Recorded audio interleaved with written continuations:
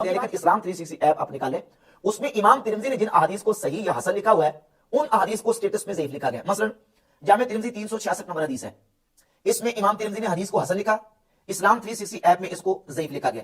1514 number हदीस है जामे तिरमिजी की, इमाम तिरमिजी कहते हैं हसन सहीहुन, इस्लाम 360 ऐप में इसको ज़ईफ लिखा गया स्टेटस में। इस तरह जो पहले वाली ताकीन थी, पहले वाले वर्जन में, उसमें सुनन निसाई की 1086 नंबर हदीस है, 1086 नंबर हदीस को सही करार दिया गया था। और अब जो नया वाला वर्जन है सुनन निसाई का, इस्लाम 360 ऐप के अंदर 1086 नंबर हदीस निकालें, स्टेटस निकालें तो उसको ज़ईफ, पहले सही यानी पिछले से पिछले साल ये हदीस सही थी और 2 साल के बाद ये हदीस है उसको ज़ईफ करार दे दिया गया। मिर्जा कहता है कि चोर अपनी लंगोटी छोड़ देता है, लेकिन यही हदीस मुस्नद अहमद इब्न हंबल में आई जो कि इस्लाम 360 ऐप के अंदर मौजूद है, 1536 नंबर हदीस, इस हदीस को वहां सही लिखा गया।